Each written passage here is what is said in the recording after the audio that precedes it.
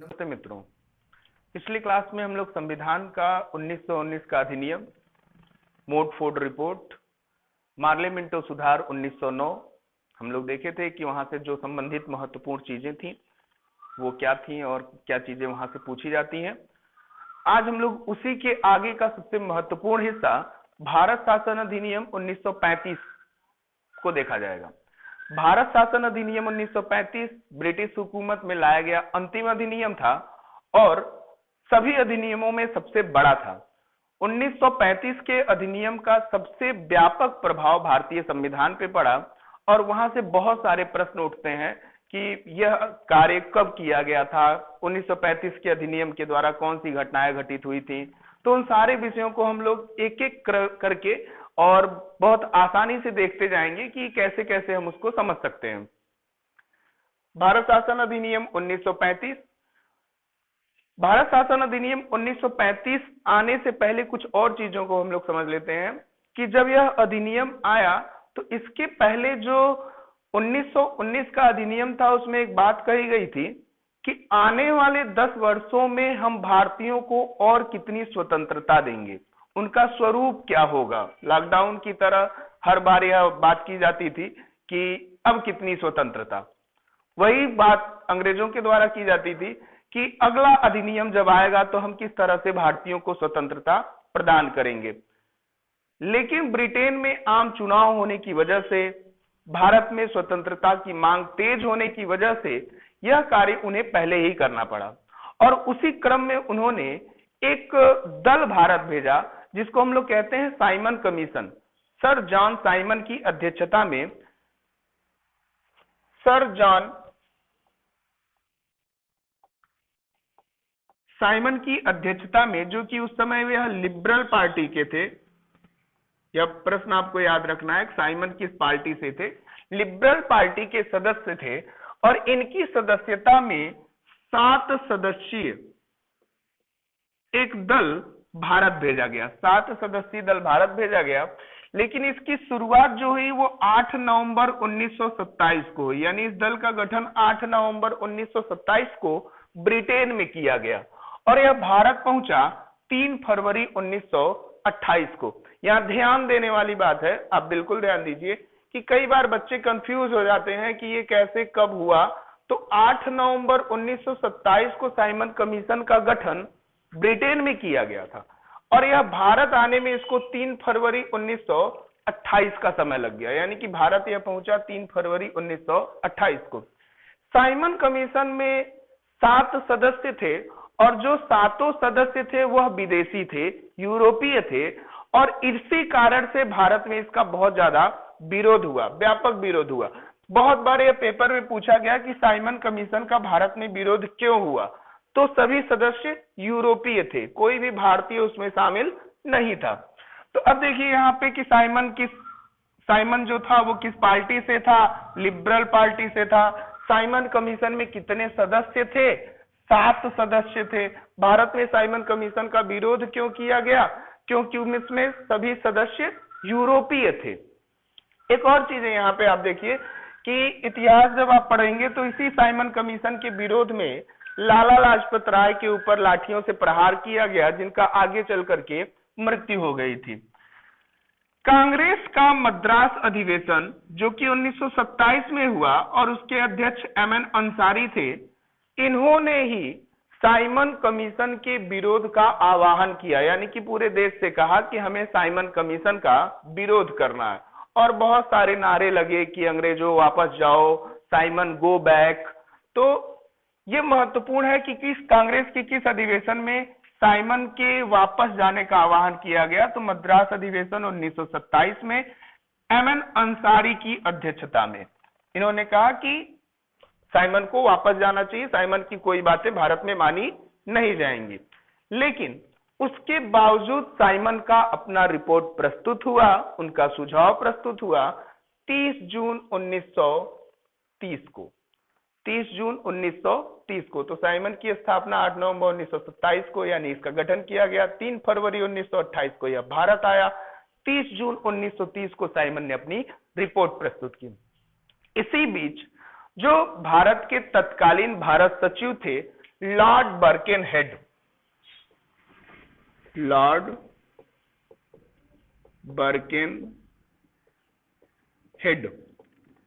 Lord बर्किनहेड, इन्होंने भारतीयों के सामने एक चुनौती रख दी कि आप एक अपना स्वयं का संविधान बनाइए और वह संविधान बना करके पेश कीजिए जिसे सभी भारतीय दलों का, जो तत्कालिक भारतीय दल था, उनकी सहमति प्राप्त हो। तो अंग्रेजों को बड़ा आसानी से पता था कि कोई भी ऐसा कानून या संविधान भारतीय नहीं बना सकते जिनका भारत में विरोध न हो। इस समय विरोध होता है तो उस समय क्यों नहीं होता।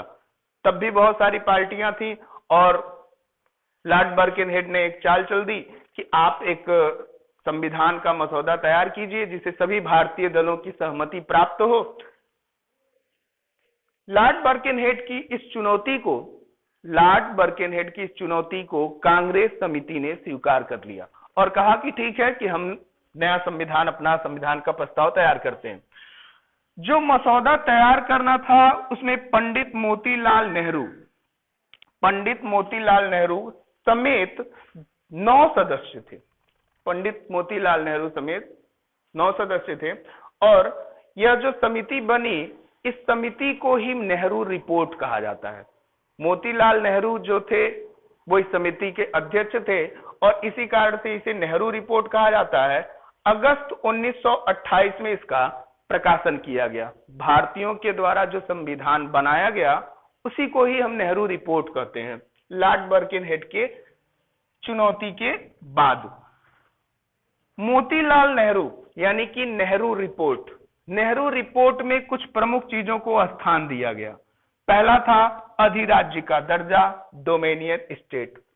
नेहरू रिपोर्ट में यह मांग की गई कि अधिराज्य का दर्जा प्राप्त होना चाहिए जिसे हम डोमेनियन स्टेट कहते हैं। केंद्र में पूर्ण उत्तरदायी शासन की मांग की गई, प्रांतीय स्वतंत्रता की मांग की गई, मौलिक अधिकार की मांग की गई। देखिए, मौलिक अधिकार जो हम लोग संविधान के अनुच्छेद में पढ़ते हैं उसकी मांग नेहरू रिपोर्ट में ही कर दी गई थी। मौलिक अधिकार की मांग की गई, सर्वोच्च न्यायालय की तत्काल स्थापना की मांग की गई। एक सर्वोच्च न्यायालय, सुप्रीम कोर्ट भारत में कलकत्ता में स्थापित हो चुका था, आप पढ़े भी होंगे 1773 के रेगुलेटिंग एक्ट के द्वारा। अब यह मांग दोबारा हो रही है कि सुप्रीम कोर्ट की स्थापना की जाए। सांप्रदायिक निर्वाचन प्रणाली को समाप्त कर दिया जाए।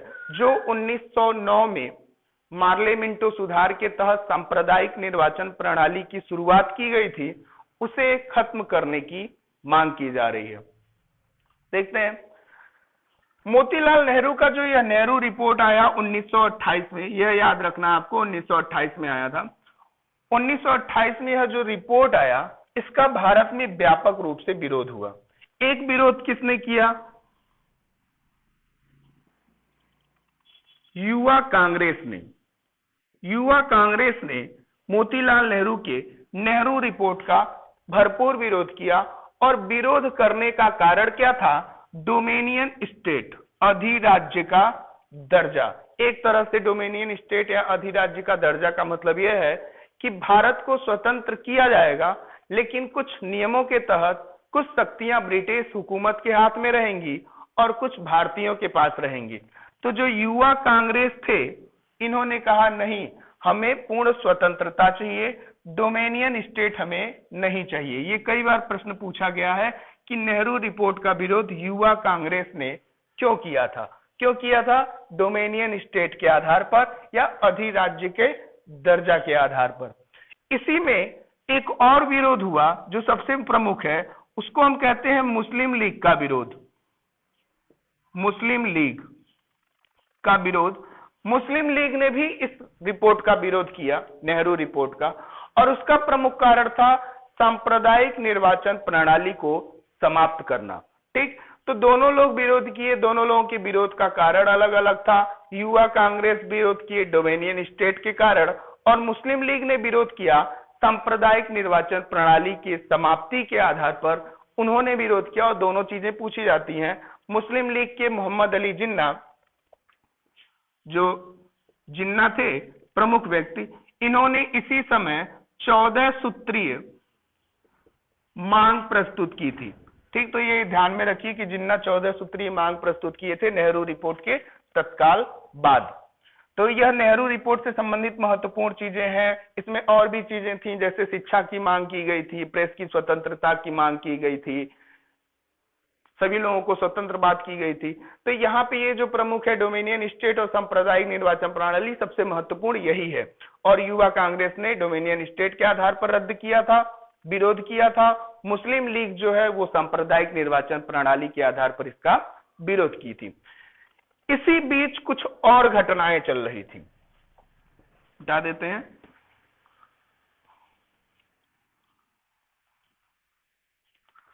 गोलमेज सम्मेलन,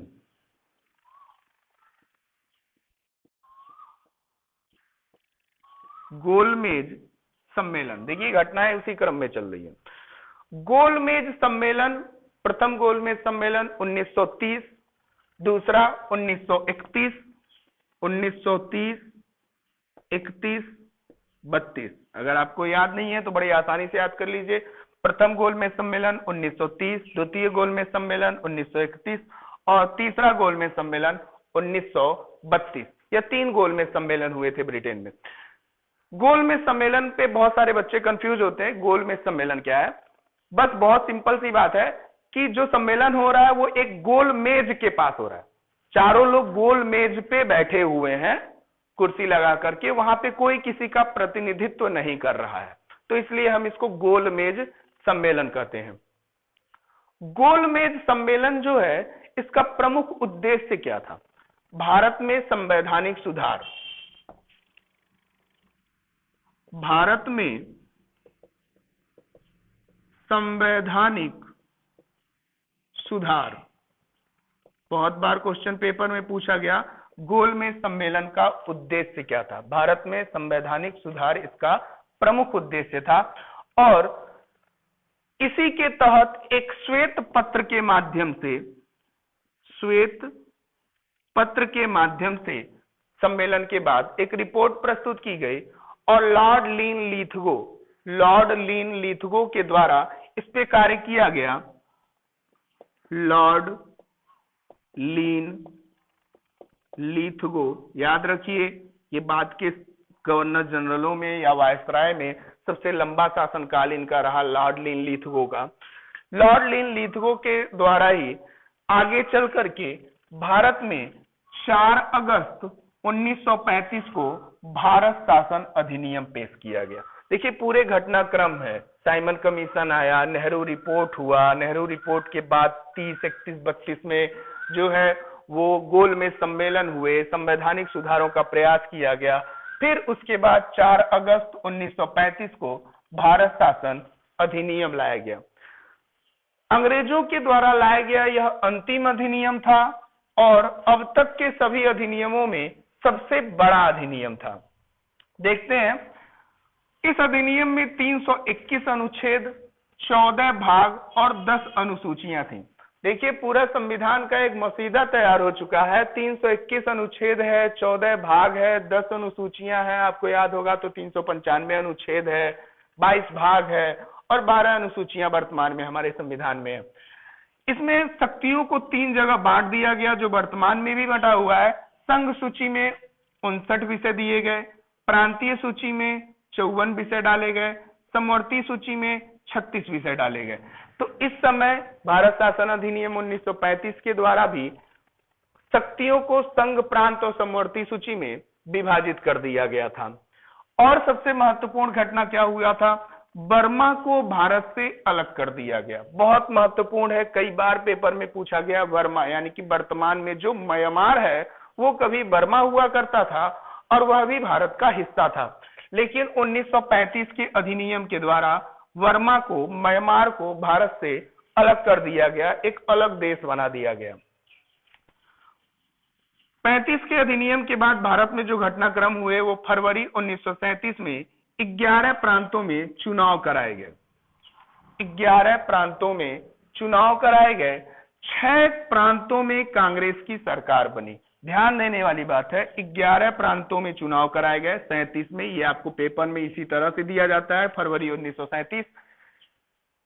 6 प्रांतों में कांग्रेस की सरकार बनी थी। यह क्वेश्चन भी कई बार पूछा गया। 1937 के चुनाव में कांग्रेस ने कितने राज्यों में अपनी सरकारें बनाई थी? 6 राज्यों में। बंगाल और सिंध में मुस्लिम लीग की सरकार बनी थी। बंगाल, जो पश्चिम बंगाल है, बंगाल और सिंध में मुस्लिम लीग की सरकार बनी थी। और नीचे हम देखते हैं 6, 7, 8, 3 जगह जो है वो मिली जुली सरकार बनी थी, यानी कि किसी को निष्पक्ष रूप से बहुमत प्राप्त नहीं हुआ था। संयुक्त प्रांत महत्वपूर्ण है उत्तर प्रदेश के लिए, क्योंकि संयुक्त प्रांत यानी कि उत्तर प्रदेश ही है। उत्तर प्रदेश में उस समय 228 सीटें थी, जिसमें से 134 सीटों पर कांग्रेस ने विजय हासिल की, और विजय हासिल करके उन्होंने क्या किया? अपनी सरकार बनाई बहुमत के साथ। और पहले मुख्यमंत्री जो बने वो गोविंद बल्लभ पंत बने। 1937 के चुनाव में भी उत्तर प्रदेश के जो मुख्यमंत्री बने वह गोविंद बल्लभ पंत बने। बाद में भी हम लोग पूछते हैं, बहुत बार पूछा जाता है कि उत्तर प्रदेश के पहले मुख्यमंत्री कौन है? गोविंद बल्लभ पंत ही हैं। विधि एवं न्याय मंत्री कैलाश नाथ काटजू को बनाया गया। बहुत इंपॉर्टेंट है, बहुत बार पेपरों में पूछा गया। विधि एवं न्याय मंत्री कैलाश नाथ काटजू को बनाया गया। वित्त मंत्रालय रफी अहमद किदवई को सौंपा गया। तो ये सब प्रश्न पूछे गए हैं कि विधि एवं न्याय मंत्री कौन था, वित्त मंत्रालय किसके अधीन हुआ करता था? रफी अहमद किदवई जो है वो वित्त मंत्रालय को देख रहे थे। इसी घटनाक्रम में हम लोग देखते हैं कि 1935 के अधिनियम के द्वारा 1937 में फेडरेशन न्यायालय की स्थापना दिल्ली में की गई। फेडरेशन न्यायालय की स्थापना दिल्ली में की गई, ठीक है। और इस न्यायालय के सर मैरिस क्वेयर को पहला मुख्य न्यायाधीश बनाया गया। जब कलकत्ता में स्थापना हुआ था तो सर एलिजा इम्फे को मुख्य न्यायाधीश बनाया गया था। जब फेडरेशन न्यायालय की स्थापना की गई तो सर मैरिस गेवर को इसका मुख्य न्यायाधीश बनाया गया। 1935 के अधिनियम के तहत फेडरेशन की मांग भारत में की जा रही थी। फेडरेशन की मांग का मतलब है कि सभी राजाओं को अपनी शक्ति समाप्त करके एक बड़ी शक्ति बनाने की मांग की गई, फेडरेशन जिसे कहा जाता है। लेकिन जो राजा लोग थे वो इसके लिए तैयार नहीं हुए, तो यह फेडरेशन वाली बात की कल्पना वहीं पे समाप्त हो गई। राजा लोग अपनी राष्ट्रीय व्यवस्था को समाप्त करने को तैयार नहीं हुए, तो यह फेडरेशन चालू नहीं हो पाया। लेकिन 1937 में फेडरेशन न्यायालय की स्थापना दिल्ली में की गई थी। तो ये संबंधित जो है वो भारत शासन अधिनियम 1935 से संबंधित है, जिसमें साइमन कमीशन आया, फिर नेहरू रिपोर्ट आया। नेहरू रिपोर्ट के बाद गोलमेज सम्मेलन हुए। गोलमेज सम्मेलन के बाद भारत शासन अधिनियम 1935 पेश किया गया। इसमें 321 अनुच्छेद 14 भाग और 10 अनुसूचियां थी। शक्तियों को 3 भागों में बांट दिया गया। 1937 में फेडरेशन न्यायालय दिल्ली की स्थापना की गई। बर्मा को भारत से अलग कर दिया गया। फरवरी 1937 में 11 प्रांतों में चुनाव कराए गए। 6 प्रांतों में कांग्रेस की सरकार बनी। बंगाल और सिंध, याद रखिए, कई बार पूछा गया है कि बंगाल में किसकी सरकार बनी थी? मुस्लिम लीग की सरकार कहां बनी थी? बंगाल में बनी थी। उत्तर प्रदेश की हम बात करें तो 228 सीटों में 134 सीटें कांग्रेस को मिली। मुख्यमंत्री गोविंद बल्लभ पंत हुए। विधि एवं न्याय मंत्री कैलाश नाथ काटजू हुए। वित्त मंत्रालय रफी अहमद किदवई को प्राप्त हुआ। इसी क्रम में हम आगे देखते हैं कि द्वितीय विश्व युद्ध की शुरुआत नजदीक हो गई थी। द्वितीय विश्व युद्ध शुरू हो गया था और 28 माह के बाद कांग्रेस ने इस्तीफा दे दिया था। यह क्वेश्चन कई बार पूछा गया है। 1937 में बने चुनाव में कांग्रेस कितने माह तक कार्य किया था? 28 माह तक कार्य किया था।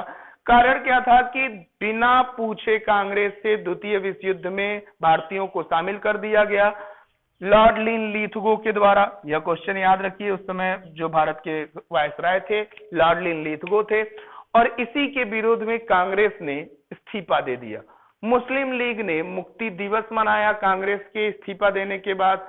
भीमराव अंबेडकर भी मुस्लिम लीग के साथ थे, उन्होंने भी बड़ी खुशी मनाई।